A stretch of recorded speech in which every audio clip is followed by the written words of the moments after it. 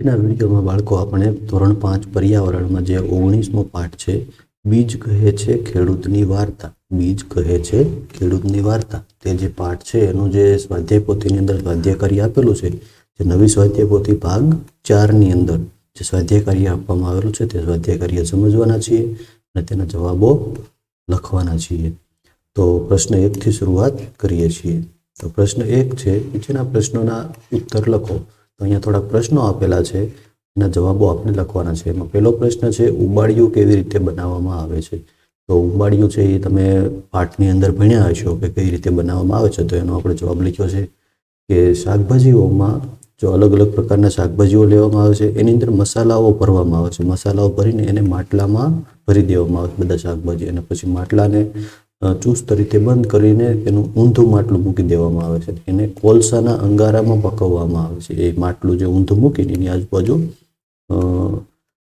કોલસાના અંગારા નાખી અને એને પકવવામાં આવે છે, અને એવી રીતે ઉંબાડિયું છે એ બનાવવામાં આવે છે. બીજું છે, તમે કયા કયા બીજને ઓળખો છો એના નામ લખો. તમે જે બીજને ઓળખતા હોય એના નામ લખો. તો ઘણા પ્રકારના બીજ છે એને આપણે ઓળખતા હોઈએ છીએ. તો જવાબ આપણે લખ્યો છે કે હું ગુવારના બીજ, મરચાના બીજ, કારેલાના બીજ, તરબૂચના બીજ, કાકડીના બીજ, ચીકુના બીજ વગેરે બીજને ઓળખું છું.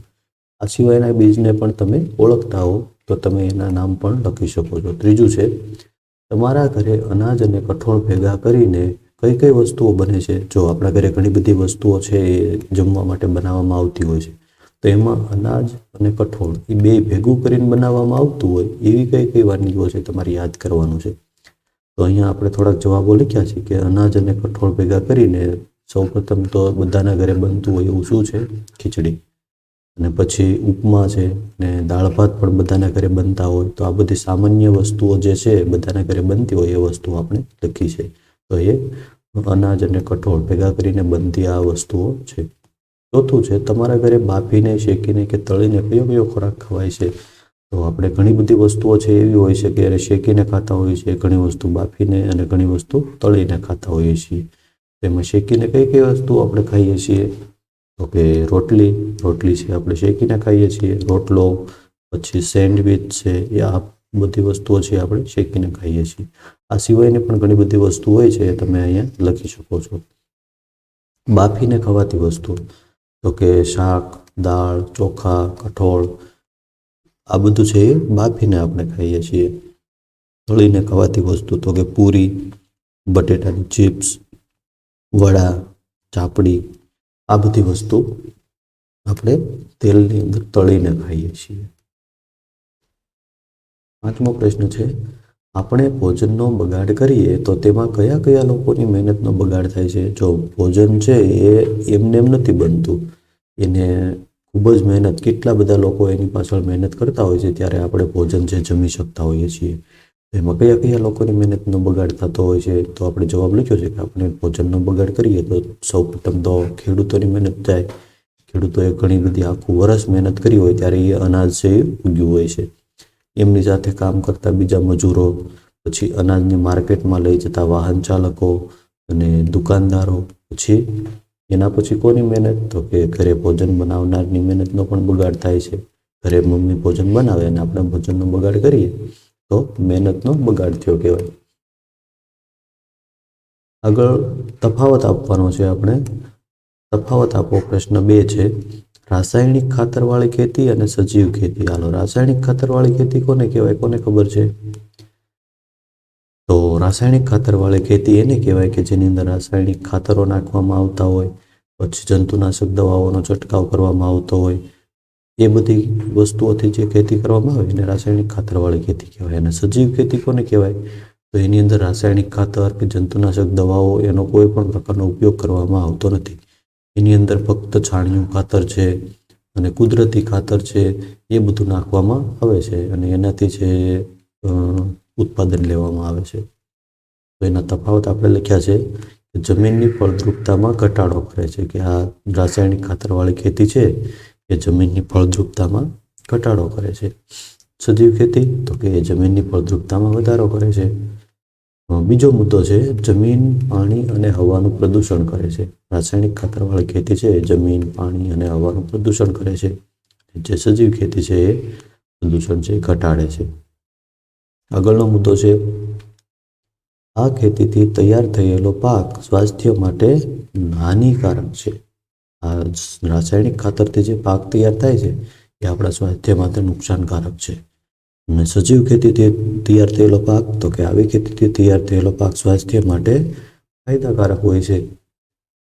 આગળનો મુદ્દો લખ્યો છે આપણે કે આ ખેતી ખૂબ જ ખર્ચાળ હોય છે. જો એમાં રાસાયણિક ખાતરો, જંતુનાશક દવાઓ એવું બધું ઘણું બધું એમાં નાખવામાં આવે છે, જેના કારણે ઘણો બધો ખર્ચો થતો હોય છે. એટલે આ ખેતી છે ખૂબ જ ખર્ચાળ છે. અને સજીવ ખેતી, તો કે આ ખેતીની અંદર કોઈ પણ પ્રકારનું રાસાયણિક ખાતર કે જંતુનાશક દવાઓ છંટકાવ કરવામાં આવતો નથી, તેથી એમાં ઓછો ખર્ચ થતો હોય છે.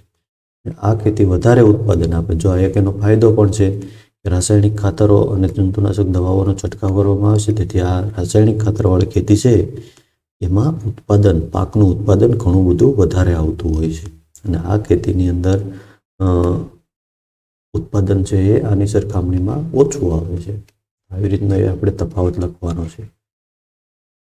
પ્રશ્ન 3 છે, નીચેના પ્રશ્નોના જવાબ લખો.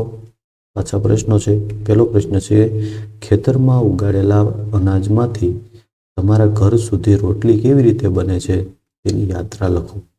જો ખેતરમાં અનાજ ઉગે ને ત્યાં આપણા ઘરે રોટલી બને, ત્યાં સુધી અનાજ છે એ કઈ રીતે યાત્રા કરે છે એ તમારે લખવાનું છે.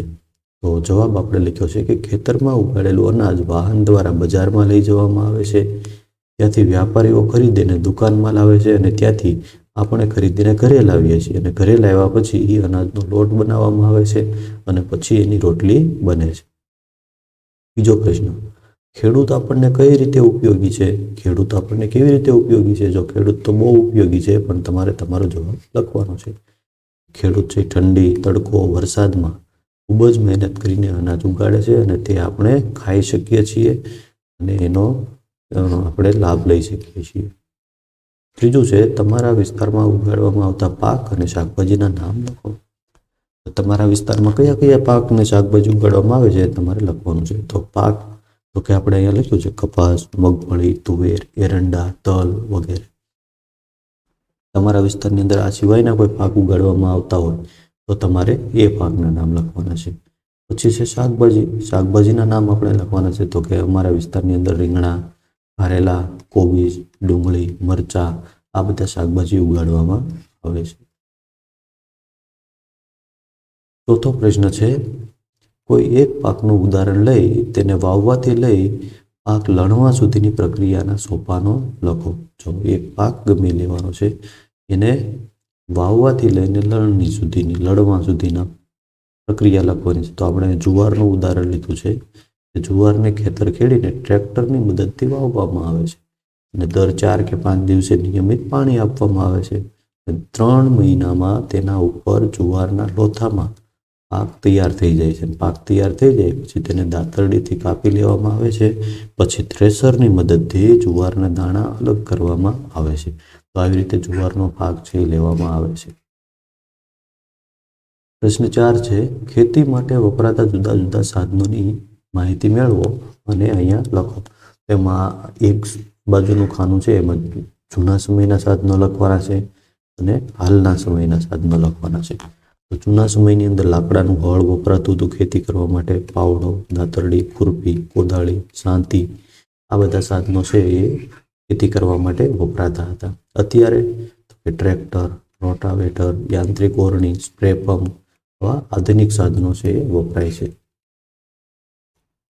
ઉપરના સાધનો પૈકી એક સાધન વિશે લખો. અહીંયા ઘણા બધા સાધનો આપણે લખ્યા છે, એમાંથી કોઈ પણ એક સાધન વિશે તમારે વિસ્તારથી માહિતી લખવાની છે કે એ સાધન છે એ કઈ રીતે ઉપયોગ થાય છે અને એ કઈ રીતે ખેતીમાં કામ કરે છે. તો આપણે યાંત્રિક ઓરણીનો ઉદાહરણ લીધું છે કે યાંત્રિક ઓરણી, તો એ સાધન છે કઈ રીતે વપરાય છે?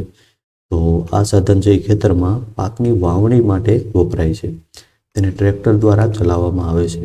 યાંત્રિક ઓરણીમાં બીજ ભરવાની સુવિધા હોય છે. યાંત્રિક ઓરણીથી બીજને સરખા અંતરે અને સરખી ઊંડાઈએ વાવી શકાય છે. યાંત્રિક ઓરણીથી બીજનો બગાડ ઓછો થાય છે અને ખૂબ જ ઝડપથી પાકનું વાવેતર કરી શકાય છે. તો આવી રીતે યાંત્રિક ઓરણી છે એ ખેતીમાં ખૂબ જ ઉપયોગી હોય છે. પ્રશ્ન 5 છે, ખેતીમાં ઉપયોગમાં લેવાતા કોઈ પણ 4 સાધનોના ચિત્ર દોરો અને અને તેને ચોંટાડો. તો ખેતીમાં જે સાધનો વપરાતા હોય એવા અહીંયા 4 ચિત્રો તમારે દોરવાના છે, અથવા તો ક્યાંકથી તમારે એવા ચિત્રો મેળવી અને કટિંગ કરી અને અહીંયા ચોંટાડવાના છે. તો એ પ્રવૃત્તિ તમારે જાતે કરવાની છે. તો આવી રીતે આખું સ્વાધ્યાય છે એ તમારે સ્વાધ્યાય પોથીની અંદર સારા અક્ષરથી